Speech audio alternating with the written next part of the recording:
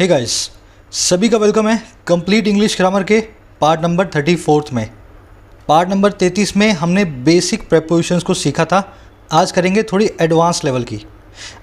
ये पूरी सीरीज़ है एसएससी बैंक्स और यूपीएससी वालों के लिए, रेलवेज़ वालों के लिए भी।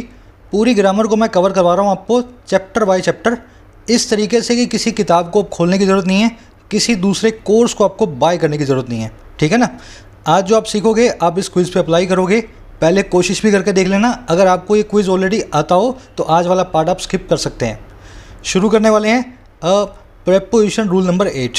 7 नंबर रूल तक पिछले पार्ट में कवर हो चुके हैं। अब थोड़ा सा आगे बढ़ते हैं। 2 सेंटेंस आपके सामने रखें, दोनों सेंटेंस गलत हैं। थोड़ा ध्यान, अपना दिमाग लगाओ, फिर मैं रूल के साथ समझाता हूँ आपको, है ना। The innocent prisoner demanded for justice, the innocent prisoner requested for justice. इस बेचारे प्रिजनर ने, कैदी ने डिमांड की जस्टिस की या रिक्वेस्ट की, न्याय की, जस्टिस की। अब देखो इस रूल को समझते हैं। सबसे पहले आपको काम करना है सेंटेंस को ब्रेक करने का। ठीक है ना। देखो डिमांड यहाँ पे आपकी वर्ब है, वर्ब की सेकंड फॉर्म। डिमांड किसने की? प्रिजनर ने। प्रिजनर हो गया आपका सब्जेक्ट। प्रिजनर था इनोसेंट, बड़ा ही बेचारा, है ना। तो इनोसेंट हो गया एक एडजेक्टिव प्रिजनर को मॉडिफाई करने के लिए। फॉर प्रेपोजिशन है, इसका ऑब्जेक्ट है जस्टिस, है ना। दूसरे सेंटेंस में भी ऐसा ही है। रिक्वेस्टेड आपकी वर्ब है, प्रिजनर आपका सब्जेक्ट है, इनोसेंट एक एडजेक्टिव है, फॉर प्रेपोजिशन है और जस्टिस उसका ऑब्जेक्ट है। अगर आपने इतना समझ लिया तो ये रूल आपको समझ में आ जाएगा। अब देखो रूल क्या कहता है। कुछ हमारे पास ऐसी वर्ब्स हैं इंग्लिश में जो अपने बाद कभी भी कोई प्रेपोजिशन नहीं लेंगी। इन वर्ब्स को हम बोलते हैं ट्रांजिटिव वर्ब्स। इन्हीं में से 2 वर्ब्स हैं। फॉर एग्जाम्पल, पहली है डिमांड और दूसरी है रिक्वेस्ट। मैं आपको लॉजिक के साथ समझाऊंगा क्यों प्रेपोजिशन नहीं लगता है, पहले आप समझो। कुछ ऐसी वर्ब्स हैं इंग्लिश में जो आपको ध्यान रखनी है, जिनके बाद में कभी भी कोई प्रेपोजिशन नहीं आएगा। दोनों ही केस में यहाँ प्रेपोजिशन लगा हुआ है फॉर और फॉर।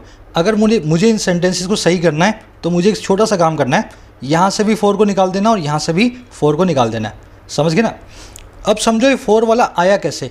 आपके दिमाग को लगेगा कि फॉर आना चाहिए। आपके दिमाग को ऐसा क्यों लगता है? क्योंकि इन वर्ब्स के सिनोनिम्स ऐसे हैं जिनके बाद में फॉर आता है। जैसे डिमांड और रिक्वेस्ट को आप आस्क फॉर बोलते हैं। आस्क फॉर करना और डिमांड करना और रिक्वेस्ट करना एक ही बात है। आस्क के बाद में तो फॉर लगेगा, लेकिन डिमांड और रिक्वेस्ट ट्रांजिटिव वर्ब्स हैं, अपने बाद में फॉर नहीं लेती। इस सेंटेंस को एक और तरीके से लिखा जा सकता है, the innocent prisoner asked for justice. समझ के ना। अब यहाँ पे फॉर लगना बिल्कुल ठीक है, इसको निकालने की ज़रूरत नहीं है। अब इस रूल को आपने समझ लिया, इसको थोड़ा डिटेल में देखते हैं। ऐसी कौन सी वर्ब्स हैं और इस तरह से वो बिहेव क्यों करती हैं, है ना। आ जाओ। ये ऐसी वर्ब्स हैं, इनके बाद में कभी भी आपको प्रेपोजिशन यूज़ नहीं करना है। आपकी स्क्रीन पे एक एक करके सारी वर्ब्स आएंगी, एक बार उनको ध्यान से देखो, फिर मैं समझा दूंगा कैसे इनको याद रखना है। देखते जाओ। रीच है, कंप्राइज है, रिजेंबल है, रजिस्ट है, थैंक है, किसी को थैंक यू बोलना हो, है ना, आई थैंक टू यू नहीं, आई थैंक यू। रिमाइंड है, वॉर्न है, आस्क है, टेल है, कॉम्प्रोमाइज़ है, लाइक है, सीक है, अपोज है, अट्रैक्ट है, ओबे है, डिसओबे है ना, मैच है, एंटर है। ये सभी वर्ब्स अपने बाद में इन जनरल कोई प्रेपोजिशन नहीं लेंगी। जो इनका मीनिंग है, अगर वही मीनिंग आपको रखना है। अगर फ्रेजल वर्ब बनाओगे तो मीनिंग बदल जाएगा, तब प्रेपोजिशन आ सकती है, वो मैं आगे करवाऊंगा आप ही। अब ये वर्ब आपने देख ली सारी की सारी। अब समझो इन वर्ब्स के बाद में कभी भी प्रेपोजिशन क्यों नहीं आता। देखो, आप जिस चीज़ की डिमांड करते हो, वर्ड से उसका रिप्लाई करके उस चीज़ को आप लिखोगे। ये वर्ब भी ऐसी है जो सीधे सीधे अपना एक ऑब्जेक्ट लेगी। अगर आप किसी चीज़ की मांग कर रहे हो तो डिमांड के बाद में वो मांग को लिखें, आई डिमांड 500 रुपीज़। ऐसा ही रिक्वेस्ट के साथ में है, ऐसा ही धन्यवाद बोलने के साथ में है, ऐसा ही ऑर्डर देने के साथ में है, आई ऑर्डर्ड अ पिज़्ज़ा। मैंने एक पिज़्ज़ा को ऑर्डर किया, तो I ordered for a pizza नहीं आएगा। अब इन वर्ब्स को याद करने की एक ट्रिक भी है। इनमें से ज़्यादातर आपको याद हो जाएंगी रीडिंग करते करते, लेकिन कुछ वर्ब्स हैं जो थोड़ी सी ट्रबल देने वाली है ना, मैंने उनको अलग ले लिया है। जैसे डिमांड और रिक्वेस्ट है ना, इनके बाद में फॉर नहीं आता, लेकिन इनका एक कन्फ्यूजिंग सिनोनिम है आस्क, उसके बाद में फॉर आता है। समझ रहे हो मेरी बात को। तो डिमांड और रिक्वेस्ट में तो फॉर के बिना लग जाएगा, लेकिन आस्क के बाद में फॉर आएगा। आप इन 14 वर्ब्स को अलग ले लो ताकि आपको इनका डिफरेंस पता लगे, है ना। सीक का मतलब होता है किसी चीज़ को ढूंढना, और लुक फॉर करना भी यही होता है। तो लुक फॉर तो ठीक है, लेकिन सीक फॉर कभी भी नहीं लिखा जाता। ओपोज का मतलब होता है किसी चीज़ की अपोजिशन करना, वो भी ऑब्जेक्ट टू जैसा ही होता है, लेकिन अपोज टू कभी ना लिखें, ऑब्जेक्ट टू हमेशा आता है। इक्वल होना मतलब बराबर होना। इक्वेट टू जो है वो ठीक है, लेकिन इक्वल जो है इसके बाद में टू नहीं आता।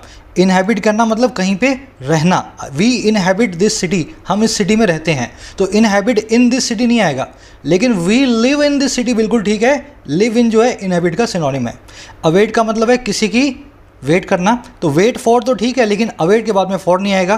कंप्राइज का मतलब है मिल के बना होना, कंसिस्ट ऑफ भी यही होता है, लेकिन यहाँ पे ऑफ लगता है और कंप्राइज के बाद में नहीं लगता। ओबे और कंप्लाई विद एक ही बात है, लाइक और अप्रूव ऑफ भी एक ही बात है, अमाउंट टू और टोटल भी एक ही बात है। अब देखो answer, he answered my question and he replied to my question, दोनों ठीक है, लेकिन he answered to my question ये गलत है। या तो आप ये वाला लगाया हो या ये वाला लगाया हो, यहाँ पे कोई प्रेपोजिशन नहीं और यहाँ पे फिक्स है प्रेपोजिशन। रिसेंबल का मतलब है दिखाई देना किसी की तरह, वो अपने बाप के जैसा दिखाई देता है। He resembles his father, he is similar to his father भी ठीक है, लेकिन रिसेंबल के बाद में टू नहीं आएगा। रीच के बाद में जहाँ पहुँचे कोई प्रेपोजिशन नहीं लगाओगे, लेकिन अराइव ये भी वही मीनिंग देता है, एट के साथ में आता है।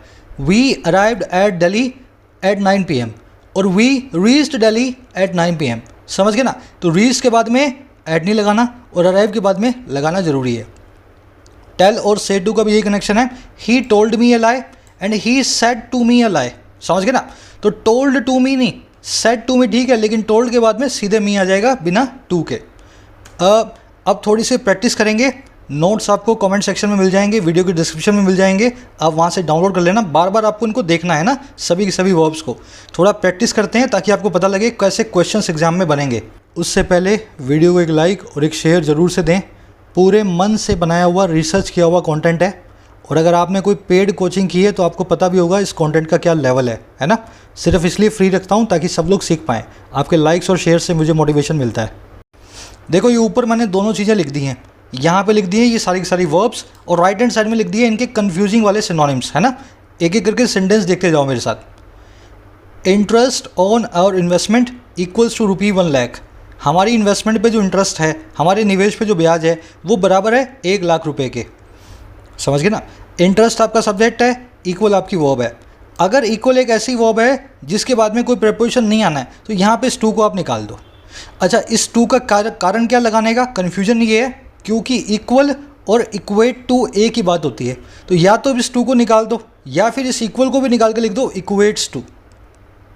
इंटरेस्ट ऑन और इन्वेस्टमेंट इक्वेट्स टू ₹1 लाख भी ठीक है, और अगर इक्वल लिखना है तो टू निकाल करके ₹1 लाख भी ठीक है।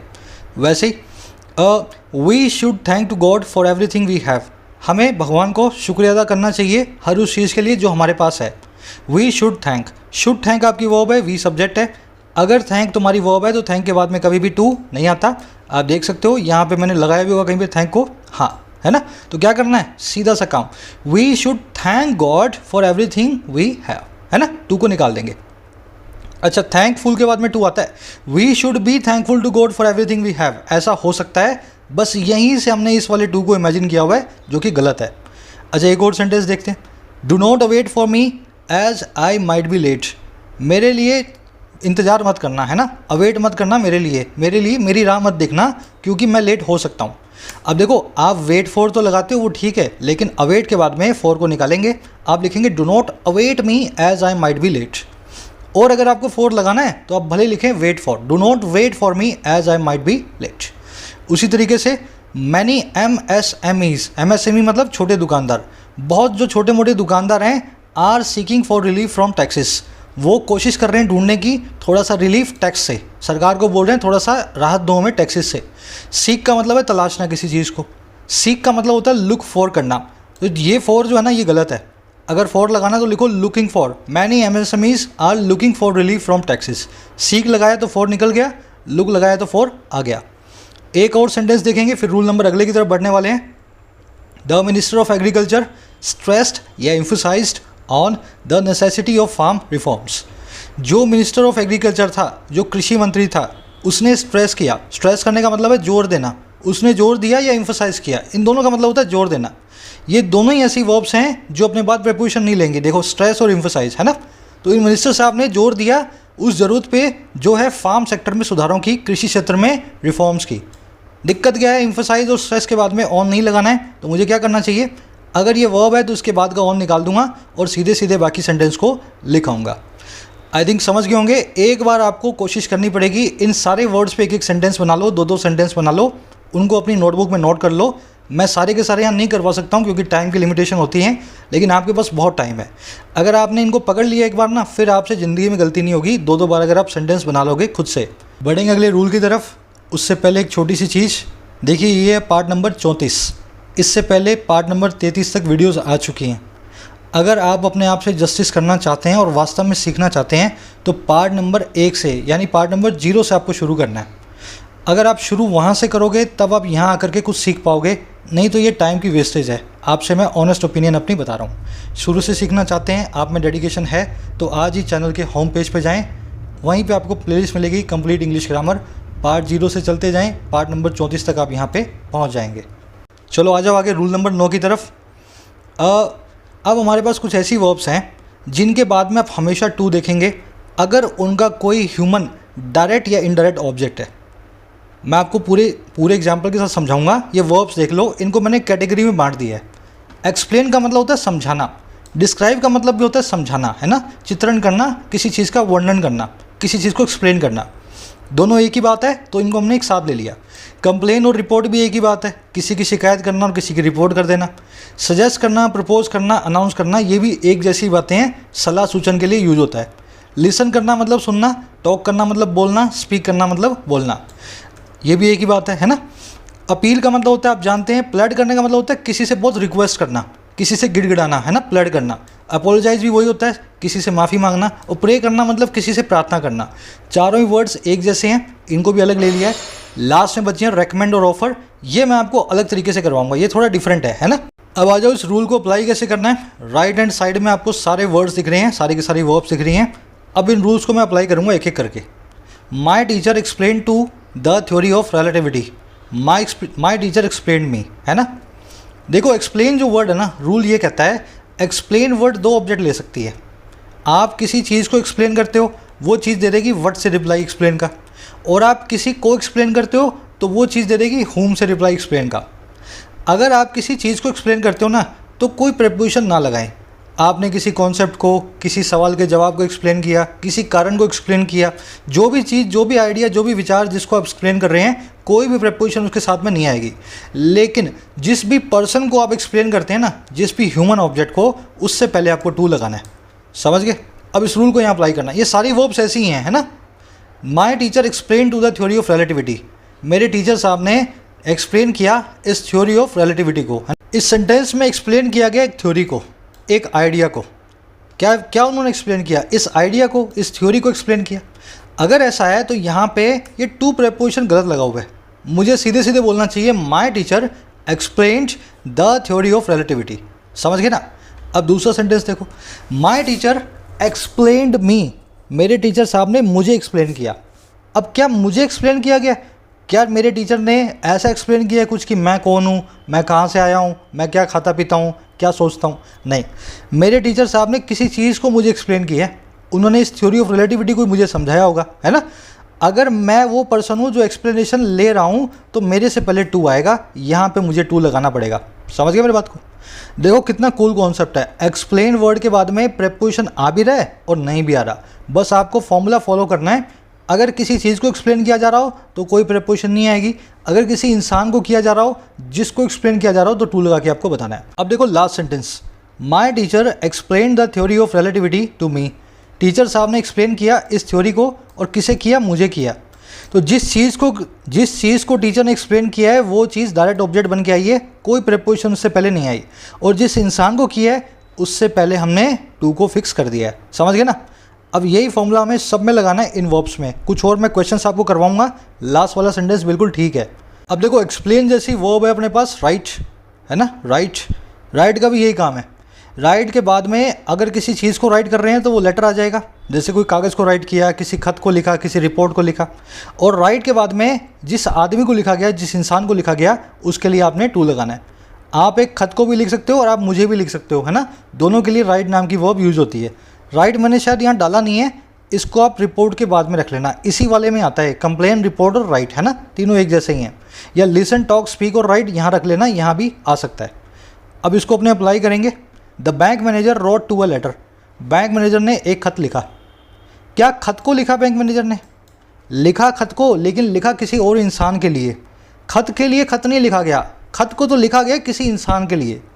अगर खत को लिखा गया है, खत किसी के पास नहीं गया है, यहाँ पे लेटर जो है इसका डायरेक्ट ऑब्जेक्ट होगा। मैं क्या करूँगा, इस टू को यहाँ से निकाल दूंगा। ठीक है ना। मैनेजर ने राइट किया एक लेटर विदाउट टू के। लेकिन मैं ऐसा लिख रहा हूँ, the bank manager wrote the customer, bank manager ने कस्टमर को लिखा। अब कुछ भी लिखा हो, उसको खत लिखा हो, पैगाम लिखा हो, संदेश लिखा हो, जो भी लिखा हो। अब यहाँ पे कस्टमर को नहीं लिखा उसने, कस्टमर के लिए लिखा। समझ गए ना मेरी बात को? लिखा तो लेटर को, लेकिन लिखा किसके लिए? कस्टमर के लिए। अगर ऐसा है तो कस्टमर यहाँ पे इनडायरेक्ट ऑब्जेक्ट है। इस केस में मैं यहाँ पे क्या करूँगा, इसको निकाल के लिखूंगा टू द कस्टमर। समझ गए? लास्ट सेंटेंस देखो, the bank manager wrote to a letter to the customer, bank manager ने एक लेटर को लिखा एक कस्टमर को। इस सेंटेंस को अगर सही करना हो तो इस टू को आप निकाल दें, अब ये सेंटेंस अपने आप सही हो जाएगा। बैंक मैनेजर ने राइट किया एक लेटर को विदाउट टू के, और किसको किया? टू द कस्टमर, एक कस्टमर को, एक क्लाइंट को। समझ गए होंगे आई थिंक। कुछ और सेंटेंसेज हमारे पास इसी तरीके के, जैसे कि रिपोर्ट है। रिपोर्ट भी ऐसी वर्ब है जो कि आप किसी चीज़ को भी रिपोर्ट कर सकते हो और किसी इंसान को भी रिपोर्ट कर सकते हो। मान लो पुलिस वाले आए, उन्होंने आपसे पूछा यहाँ क्या हुआ था, आपने पूरी बात बता दी, वो भी रिपोर्ट करना है। और आपने पुलिस में गए और वहाँ पे रिपोर्ट लिखा के आए, वो भी रिपोर्ट करना है। तो किसी बात को जब रिपोर्ट करते हो तब तो प्रेपोजिशन नहीं, लेकिन किसी इंसान को जब रिपोर्ट करते हो तब लगाना है टू। अब कैसे लगेगा? The clerk reported to some irregularities, clerk ने रिपोर्ट किया कुछ अनियमितताओं को, उसको कहीं से फ्रॉड लगा फाइलों में तो उसने रिपोर्ट कर दिया। अब देखो, रिपोर्ट किया गया इरेगुलरिटीज़ को, इन इरेगुलरिटीज़ को ही सबके सामने लाया गया है ना, इनको रिपोर्ट नहीं किया गया। रिपोर्ट तो किसी अधिकारी को किया उसने। अगर ऐसा है तो रिपोर्ट के बाद में टू प्रेपोजिशन गलत है, यहाँ से निकाल दूंगा। और यहाँ देखो, the clerk reported his manager, clerk ने अपने मैनेजर को रिपोर्ट किया, जो भी चीज़ बताई मैनेजर को बताई। अगर उसको को रिपोर्ट किया तो यहाँ पे आपको टू को लगाना है। आई थिंक बेसिक्स आइडिया आपको मिल गया होगा ये सारी वर्ब्स कैसे काम करती हैं, है ना। लास्ट में देख लो, the clerk reported some irregularities to his manager, ये सेंटेंस बिल्कुल ठीक है। समझ गए ना? रिपोर्ट के बाद में रेगुलरिटी बिना टू के, और जिसको किया गया वो टू के साथ। अब ये लास्ट वाला देखेंगे, रेकमेंड और ऑफर कैसे चलता है ना। ध्यान से देखना, रेकमेंड और ऑफर का ऐसा कोई भी कनेक्शन नहीं है जैसा इन बाकियों का है। रेकमेंड और ऑफर क्या बोलते हैं, अगर हम एक्टिव में यूज होंगी ये वर्ब्स तब तो कोई प्रेपोजिशन मत देना, लेकिन अगर पैसिव में यूज हुई तो टू प्रेपोजिशन हमें देना। इसलिए मैंने लिखा हो पैसिव ओनली। इनके बाद में सिर्फ तभी लगेगा जब पैसिव सेंटेंस हो। अगर पैसिव हो तो टू लगाया ना, अगर एक्टिव हो तो टू मत लगाना। जैसे my doctor recommended to me a surgery, मेरे डॉक्टर साहब ने मुझे एक सर्जरी को रेकमेंड किया। रेकमेंड आपकी वर्ब है, किसको किया? मुझे किया। ये एक एक्टिव की वर्ब है, पास्ट टेंस की बात हो रही है, पास्ट इंडेफिनिट वर्ब की सेकंड फॉर्म। अगर ये पैसिव होती तब तो ये टू ठीक था, लेकिन ये पैसिव तो है नहीं, तो क्या करें? अब यहाँ से टू को निकाल दो। रेकमेंड जो वर्ब है एक्टिव में कभी भी टू को नहीं लेगी। जिस चीज़ को रिकमेंड किया जा रहा है, जिस इंसान को, है ना, उसने मुझे एक सर्जरी रिकमेंड की, मुझे बोला करवा लो ऑपरेशन, है ना, तो मेरे से पहले टू नहीं आएगा। लेकिन इसी सेंटेंस को नीचे देखो, अ surgery was recommended me by my doctor, एक सर्जरी रिकमेंड की गई मुझे मेरे डॉक्टर के द्वारा। अब देखो, वॉज प्लस में रिकमेंडेड, पहले ही पार्ट में मैंने आपको सिखाया है कैसे आपको वर्ब्स को पकड़ना है, एक्टिव या पैसिव की। बी फैमिली की वर्ब के बाद में वर्ब की थर्ड फॉर्म मिल जाए, सेंटेंस पैसिव में है। सर्जरी को मुझे रेकमेंड किया गया, आपने जैसे ही रेकमेंड को पैसिव में देखा तो जिसको रेकमेंड की गई है ना सर्जरी, उससे पहले आप क्या करेंगे? टू चिपका देंगे।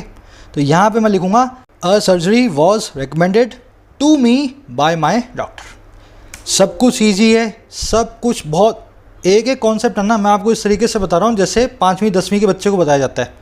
थोड़ा दिमाग खोल के सुनना, इतना बड़ा नहीं है जितना आपको लगता है किताबों में देख के, है ना।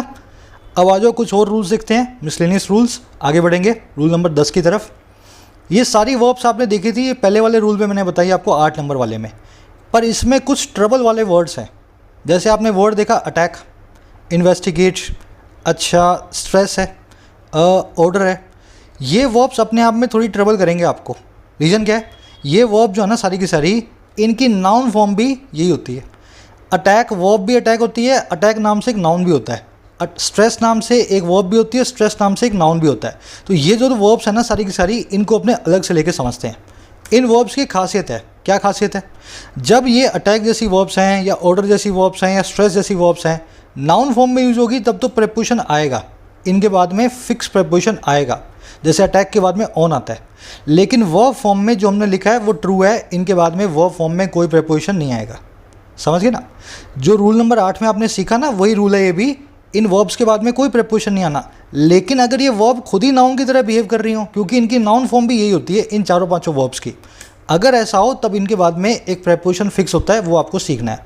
ठीक है, तो पहले अटैक से ले लें। The enemy attacked on our army. Enemy ने अटैक किया हमारी आर्मी पे। अटैक आपकी वर्ब है, एनिमी आपका सब्जेक्ट है, ऑन प्रेपोजिशन इसका ऑब्जेक्ट है आर्मी। ध्यान देना, जैसे ही आपको पता लगा अटैक आपकी वर्ब है, एनिमी सब्जेक्ट है, अब ये नाउन वाला नहीं, ये वर्ब की तरह बिहेव करेगी। अगर वर्ब है तो मेरे भाई यहाँ पे ऑन का कोई काम नहीं है। आप लिखो द एनिमी अटैक्ड और आर्मी। समझ गए ना? सेंटेंस को ब्रेक करना और देखना है कहीं ये वर्ब तो नहीं है। अगर ये वर्ब है तो कोई प्रेपोजिशन नहीं आएगी, अगर ये नाउन है तो इनके बाद में प्रेपोजिशन आएगा। अब देखो दूसरा sentence, the attack on our army was not successful. हमारी आर्मी पे जो अटैक था वो कामयाब नहीं रहा, वॉज नॉट सक्सेसफुल। ठीक है, सब्जेक्ट क्या है आपका, वर्ब कौन सी है? देखो वर्ब आपकी वॉज नॉट सक्सेसफुल। सक्सेसफुल यहाँ पे सब्जेक्ट कॉम्प्लीमेंट है और वॉज आपकी वर्ब है ना, ये पूरा प्रेडिकेट हो गया। सब्जेक्ट हो गया आपका अटैक, ऑन प्रेपोजिशन इसका ऑब्जेक्ट है और आर्मी। अब देखो सब्जेक्ट है आपका अटैक, यहाँ पे वर्ब थी आपकी अटैक। सब्जेक्ट होगा तो अटैक का मतलब है वो एक नाउन होगा। आप जानते हैं वर्ब की आईएनजी फॉर्म के अलावा वर्ब की कोई भी फॉर्म सब्जेक्ट नहीं बन सकती। ये वर्ब नहीं है बल्कि नाउन फॉर्म है, क्योंकि अटैक को नाउन फॉर्म और वर्ब फॉर्म में अटैक ही लिखते हैं। अब जैसे ही आपको पता लगा ना नाउन है, इस ऑन को आप हटा नहीं सकते हो। अटैक के बाद में नाउन फॉर्म में ऑन हमेशा आएगा। समझ गए ना? तो अटैक ऑन ठीक है when attack is a noun, लेकिन अटैक के बाद में no preposition when attack is a verb. अब ऐसी 4-5 और वर्ब्स करवा देता हूँ मैं आपको। फॉर्मूला ये रहेगा, जैसे दूसरी वर्ब है डिमांड। डिमांड का मतलब है मांग करना। नाउन फॉर्म में डिमांड के बाद में क्या आता है, फॉर, और वर्ब फॉर्म में डिमांड के बाद क्या आता है, कुछ भी नहीं। ठीक है, the innocent prisoner demanded for justice. भोले वाले कैदी ने जस्टिस की मांग की। उसने बोला यार मुझे तो ऐसे ही पकड़ लिया है तुम, है ना, जस्टिस दो, न्याय दो और मुझे घर जाने दो। प्रिजनर आपका सब्जेक्ट, डिमांड आपकी वर्ब, इनोसेंट एक एडजेक्टिव, फॉर प्रेपोजिशन, जस्टिस उसका ऑब्जेक्ट। आपने देखा डिमांड तो एक वर्ब है। अगर डिमांड मेरे भाई वर्ब है, अगर डिमांड वर्ब है तो फॉर का कुछ काम नहीं है, निकाल दो उसको। The innocent prisoner demanded justice. अब दूसरा सेंटेंस देखो, many students express their demand for unemployment, for employment. बहुत सारे विद्यार्थियों ने एक्सप्रेस किया, सामने रखा अपनी मांग को, जो थी रोजगार की, है ना। उन्होंने बोला पढ़ाई तो पूरी होगी, अब रोजगार दो में।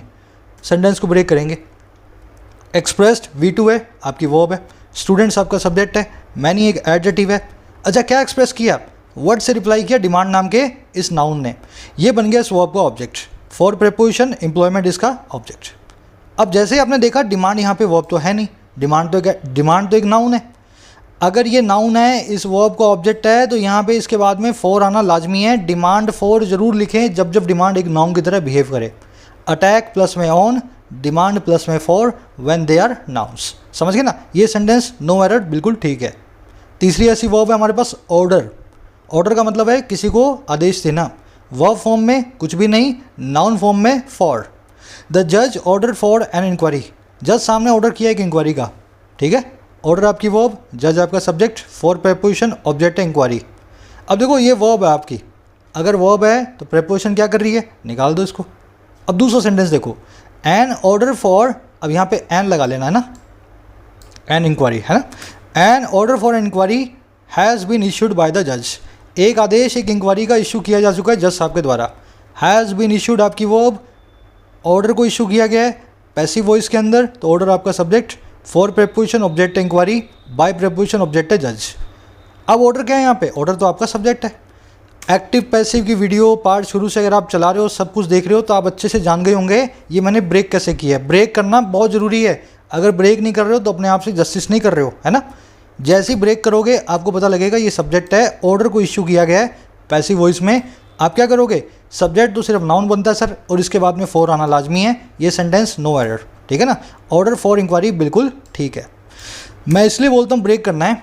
मान लो आपको अगर ब्रेक करना नहीं आता, आपको मैं समझा ही नहीं सकता और ना आप कभी ज़िंदगी में सीख पाओगे कब ऑर्डर के बाद में फॉर लगाना और कब नहीं लगाना। अगर मैदान में कूद पड़े हो, सीखने का मन बना लिया है, तो सेंटेंस को ब्रेक किए बिना आगे मत बढ़ना। ये ब्रेक अगर तुम नहीं करोगे ना, इस जन्म में नहीं सीख पाओगे कब ऑर्डर के बाद में फॉर लगना और कब नहीं लगना। और जिस दिन सीख लिया उसी पल उसी मोमेंट पे तुम्हें समझ में आ जाएगा, परम ज्ञान आ जाएगा कब ऑर्डर के बाद में फॉर आएगा और कब नहीं आएगा। आसान रास्ता चुने। आपको मुश्किल लग सकता है ब्रेक करना, लेकिन बहुत आसान हो जाएगी आपकी ज़िंदगी सीखने के बाद। लास्ट है हमारे पास कंट्रोल। कंट्रोल मतलब नियंत्रण करना। कंट्रोल एक वर्ब फॉर्म में कुछ नहीं लेगा और नाउन फॉर्म में लेगा अपने बाद over. The RBI controls over all commercial banks, यहाँ पे एस लगा लेना। आरबीआई कंट्रोल करता है सभी कमर्शियल बैंक्स को, ठीक है। कंट्रोल वर्ब है, आरबीआई सब्जेक्ट है, ओवर प्रेपोजिशन है, कमर्शियल बैंक इस प्रेपोजिशन का ऑब्जेक्ट है। अरे कंट्रोल तो वर्ब हो गई, वर्ब फॉर्म में तो कुछ आता ही नहीं, तो क्या करूँ, ओवर को निकाल दो। आरबीआई कंट्रोल्स और कमर्शियल बैंक्स, समझ गए ना। यहाँ पे एस लगा लेना, रह गया गलती से। दूसरा देखो, the RBI has no control over telecom companies, RBI का कोई कंट्रोल नहीं है टेलीकॉम कंपनीज के ऊपर। हैज़ आपकी वर्ब है, आरबीआई आपका सब्जेक्ट है। अच्छा क्या नहीं है, कंट्रोल नहीं है। इस वर्ब का ऑब्जेक्ट है वर्ड से रिप्लाई करने वाला कंट्रोल नाम का नाउन। ओवर प्रेपोजिशन इसका ऑब्जेक्ट है टेलीकॉम कंपनीज। अब देखो ये एक नाउन है, वर्ब नहीं है, इसके बाद में फोर आएगा। कंट्रोल ओवर बिल्कुल ठीक है, यहाँ पे मत निकालना, समझ गए ना। वर्ब फॉर्म में नथिंग, नाउन फॉर्म में हमेशा कंट्रोल प्लस में ओवर। आगे बढ़ेंगे, रूल नंबर 10 का लास्ट वर्ब बचा ऐसा, स्ट्रेस। मैंने सारी कवर करने की कोशिश की है, आपने बोला था सर डिटेल में चाहिए, एक एक वर्ब को मैं कवर कर रहा हूँ जितना कर सकता हूँ। एक वीडियो और आएगी, वीडियो नंबर 3 प्रेपोजिशन की, उसमें बाकी का भी कवर कर लेंगे, है ना। स्ट्रेस भी ऐसी वर्ब है, स्ट्रेस का मतलब होता है जोर देना। स्ट्रेस और एम्फसाइज एक ही बात है ना। स्ट्रेस का मतलब होता है जोर देना। नाउन फॉर्म में स्ट्रेस के बाद में ऑन, एम्फसाइज के बाद में ऑन, और वर्ब फॉर्म में इनके बाद में nothing. The minister stressed on the need for reforms, stress आपकी वर्ब है, मिनिस्टर आपका सब्जेक्ट है। ऑन प्रेपोजिशन है, नीड इसका ऑब्जेक्ट है। फॉर प्रेपोजिशन है, इसका ऑब्जेक्ट है रिफॉर्म्स। मिनिस्टर साहब ने जोर दिया उस नीड पे जो है सुधारों की। देखो जोर दिया, स्ट्रेस एक वर्ब है, अगर वर्ब है ना तो ऑन का कुछ काम नहीं है, निकाल दो इसको यहाँ से। The minister stressed the need for reforms या emphasised the need for reforms. अब इसको देखो, the minister lays a stress on the need for reforms. Minister lay करता है, डालता है एक तनाव को, एक जोर को उस ज़रूरत पे जो है रिफॉर्म्स की। बात वही है, सेंटेंस की स्ट्रक्चर बदली हुई है। अब यहाँ पे आपकी वर्ब है लेज, मिनिस्टर आपका सब्जेक्ट, ले किसको किया, स्ट्रेस को, स्ट्रेस हो गया इसका ऑब्जेक्ट। ऑन प्रेपोजिशन उसका ऑब्जेक्ट नीड, फॉर प्रेपोजिशन उसका ऑब्जेक्ट रिफॉर्म्स। इस केस के अंदर स्ट्रेस एक नाउन है, इसके बाद में ऑन को मत निकाला ना, ये ऑन यहाँ पे आएगा।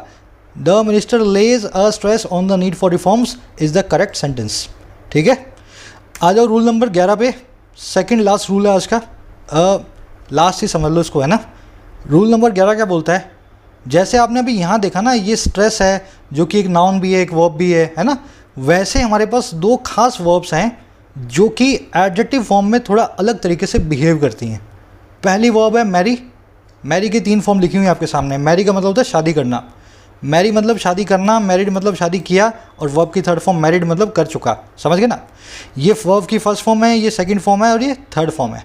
ध्यान देना, V3 पार्टिसिपल की वीडियो में अच्छे समझाया, V3 होता है एक एडजेक्टिव। V3 वर्ब बनने के साथ साथ एडजेक्टिव का काम भी कर सकता है। अब देखो मैरी वर्ब की ये दिक्कत क्या है, जब ये एडजेक्टिव होती है ना, और कौन सा V3 वाला एडजेक्टिव, वर्ब की ING फॉर्म वाला प्रेजेंट पार्टिसिपल एडजेक्टिव की बात नहीं हो रही है, समझ गए ना मेरी बात को। V3 जब एक एडजेक्टिव हो वर्ब की थर्ड फॉर्म वाला, अपने बाद में टू को लेगा, और अगर V3 मैरी की कोई V1 या V2 अगर वैसे मिल जाए मेन वर्ब, तो कोई इसके बाद में प्रेपोजिशन नहीं आएगी। इसको मैं ट्रिक से भी बताऊंगा, पहले 3 सेंटेंस देख लो, है ना। Rohit will marry to Mona, Rohit Mona से शादी करेगा। विल मैरी आपकी वर्ब है, रोहित आपका सब्जेक्ट है। किससे शादी करेगा भाई, टू प्रेपोजिशन का ऑब्जेक्ट है मोना। अब एक बात बताओ मुझे, मैरी तो बन गई मेन वर्ब, अगर ये मेन वर्ब है तो टू क्या कर रहा है यहाँ पे, मैरी वर्ब सिर्फ एडजेक्टिव फॉर्म, वर्ब की थर्ड फॉर्म एडजेक्टिव के बाद में टू लेगी, अदरवाइज इसके बाद में टू ना लगाएं। तो क्या करूँगा, इस टू को यहाँ से निकाल दूंगा। रोहित विल मैरी मोना, रोहित मोना से शादी करेगा, टू को ज़रूरत नहीं है टू के बीच में। अब देखो यहाँ पे रोहित मैरिड टू मोना, रोहित ने मोना से शादी की, Rohit married to Mona. Married आपकी वर्ब, रोहित आपका सब्जेक्ट, टू प्रेपोजिशन, ऑब्जेक्ट है मोना। ध्यान देना, अगेन मैरी एक वर्ब है पास्ट इंडेफिनिट टेंस में। अगर ये वर्ब है ना मेरे भाई, ध्यान रखना टू नहीं आएगा, टू को निकाल दो। अब तीसरा सेंटेंस देखो, Rohit is married to Mona, Rohit is married to Mona. Is आपकी वर्ब है, रोहित आपका सब्जेक्ट है, टू यहाँ पे प्रेपोजिशन है, और मोना उसका ऑब्जेक्ट है। मैरिड यहाँ पे एक एडजेक्टिव है, सब्जेक्ट कॉम्प्लीमेंट। कोई मुझसे ये सवाल भी कर सकता है, सर ये पैसिव वॉइस का सेंटेंस भी हो सकता है, इज़ मैरिड। इसका मतलब क्या है, रोहित की शादी होती है मोना से। अगर ऐसा है, ये सेंटेंस तुम ऐसा ही बनाना चाह रहे हो, भाई रोहित की शादी होती है मोना से, भाई रोज़ रोहित जो है हर बुधवार आता है और मोना से शादी करता है, समझ रहे हो मेरी बात को? ये एक इंडेफिनिट टेंस का पैसिव बनेगा अगर आपने मैरिड को वर्ब की थर्ड फॉर्म मेन वर्ब माना तो। अगर तो ऐसा है तब तो यहाँ पे टू को निकाल दो, समझ गए मेरी बात को? अगर ऐसा है, और अगर ऐसा नहीं है तो ये टू आएगा। ये एक्चुअल में एक एडजेक्टिव है, मीनिंग के हिसाब से जाओ। इसका मतलब क्या है? रोहित मोना से शादीशुदा है। आप जैसे बोलो ना, रोहित गोरा है, रोहित अमीर है, रोहित गरीब है, रोहित बुद्धिमान है, रोहित बेवकूफ़ है, वैसे रोहित मैरिड है। मैरिड यहाँ पे एक एडजेक्टिव को बता रहा है, मीनिंग के हिसाब से आप जाओगे आपको पता लगेगा। यहाँ पे इस टू को लगाना लाजमी है, बिल्कुल ठीक है, समझ गए ना? अब इसको हिंट के साथ समझ लें। मैरिड से पहले आपको is am are was were been या बीन मिल जाए, is am are was were या बीन मिल जाए, मैरिड मिल जाए उसके बाद में, तो आप टू को चिपका करके आ जाए, समझ गए ना? इन केसेस के अंदर मैरी जनरली 99.9% केसेस में एक वर्ब, एक जो है ना एडजेक्टिव होगा। तो आप दिमाग ज़्यादा ना लगाएं। अगर आप ज़्यादा ब्रेक नहीं कर पा रहे सेंटेंस को, इतना समझ लें, मैरिड, मैरी नहीं मैरिड, मैरिड से पहले अगर इनमें से कोई भी हेल्पिंग वर्ब आ जाए, समझ लेना एक एडजेक्टिव है, इसके बाद में टू आएगा। अदरवाइज ये एक मेन वर्ब होगी। ये अगर ना है तो इनके बाद में टू नहीं आएगा। आगे बढ़ते हैं। अब मैरी जैसा एक और वर्ड है हमारे पास, कंप्राइज। कंप्राइज का मतलब होता है मिल के बना होना। कंप्राइज वर्ब की फर्स्ट फॉर्म, कंप्राइज्ड वर्ब की सेकंड फॉर्म और कंप्राइज्ड वर्ब की थर्ड फॉर्म। बिल्कुल मैरी जैसा चक्कर है इसका। इसकी थर्ड फॉर्म एडजेक्टिव होती है, आप जानते हैं। अगर ये एडजेक्टिव होगी V3 कंप्राइज्ड, तो आपको क्या लगाना है? इसके बाद में ऑफ लगाना है। अगर ये एडजेक्टिव नहीं है, मेन वर्ब है, तो इसके बाद में कुछ भी नहीं लगाना है। The book comprises of 30 pages. ये किताब मिल करके बनी है 30 पेजों से, समझ गए ना? अब कंप्राइज आपकी वर्ब है, बुक आपका सब्जेक्ट है, पीछे है सारा आपको पता लग रहा है प्रेजेंट इंडेफिनिट टेंस की वर्ब है। अगर ऐसा है, ये 30 पेज इसका ऑब्जेक्ट हो गया वर्ब का। अगर ऐसा है तो यहाँ पे ऑफ का कोई भी काम नहीं है। मेन वर्ब की फॉर्म में कभी भी कंप्राइज अपने बाद में ऑफ को नहीं लेगा। आप क्या करेंगे? ऑफ को निकालेंगे। अब देखो यहाँ पे एक बोनस टिप। एग्जामिनर आपको इसलिए कंफ्यूज करता है कंप्राइज के बाद ऑफ लगा के, क्योंकि कंप्राइज की एक सिनोनिमस वर्ब है, वो अपने बाद हमेशा ऑफ लेती है। उसका नाम है कंसिस्ट। अगर तुम्हें इस ऑफ को यहाँ बनाए रखना है ना, अगर इस ऑफ को बनाए रखना है तो कंप्राइज को निकाल के कंसिस्ट लिख दो। The book consist of 30 pages, वो बिल्कुल ठीक है। लेकिन कंप्राइज बिना ऑफ के और कंसिस्ट ऑफ के साथ, इन दोनों की कन्फ्यूजन के चक्कर में ही वो आपके स्वाद ले जाता है एग्जामिनर, आपके मज़े ले जाता है ना? इन दोनों को अलग अलग समझ के अलग अलग तरीके से ट्रीट करना है। अब दूसरा केस देखो। The book was comprise of 10 pages. किताब 10 पेजों से मिलकर बनी थी। वॉज आपकी वर्ब है, बुक आपका सब्जेक्ट है, कंप्राइज सब्जेक्ट कॉम्प्लीमेंट है और प्रीपोजिशन है, 10 पेजेस इसका ऑब्जेक्ट है। ध्यान देना, ये मेन वर्ब नहीं है। किताबों को 10 पेजों से मिलकर बनाया गया था। अगर यहाँ पे बाय लगाऊं और इसको पैसिव वॉइस बनाऊं तब ये मेन वर्ब बनेगी। किसने बनाया था भाई? किताब को 10 पेजेस से किसने बनाया था मिला करके? बुक कीपर ने बनाया था। अगर ऐसा है तो यहाँ पे बाय लगा के बताऊँगा मैं जिसने बनाया था। अगर वो नहीं लिखा हुआ तो मोस्ट प्रोबेबली ये तुम्हारा एडजेक्टिव है। इसके बाद में ऑफ आना लाजमी है, इस ऑफ को मत निकालना।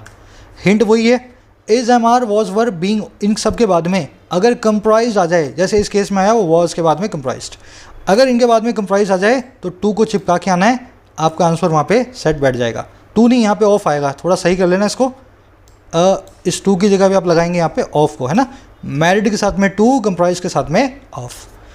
चलिए रूल नंबर 13, एक काम करते हैं, फिक्स प्रीपोजिशन और फ्रेजल वर्ब्स करवाऊंगा नेक्स्ट नंबर पार्ट में।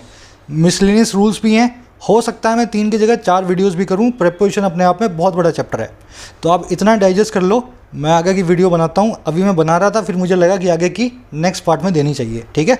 ये आपका आज का क्विज़ था जो शुरू में मैंने आपको दिखाया था। सब लोग इस क्विज़ को देंगे एक ट्राई और मेरे आंसर से अपने आंसर को मैच करेंगे। आंसर दिखा रहा हूँ अगली स्लाइड में। अपने कमेंट सेक्शन में स्कोर को ज़रूर बताना कितने नंबर आपके आए आउट ऑफ 5, ठीक है? आंसर्स देख लें अपने, स्क्रीनशॉट ले लो, आराम से बिंदास देखो। मुलाकात लूँगा अगले पार्ट में। ज़रूर से वीडियो को एक लाइक और एक शेयर दें। आपके लाइक्स और शेयर्स ये डिसाइड करेंगे अगली वीडियो आपको कितनी जल्दी मिलती है।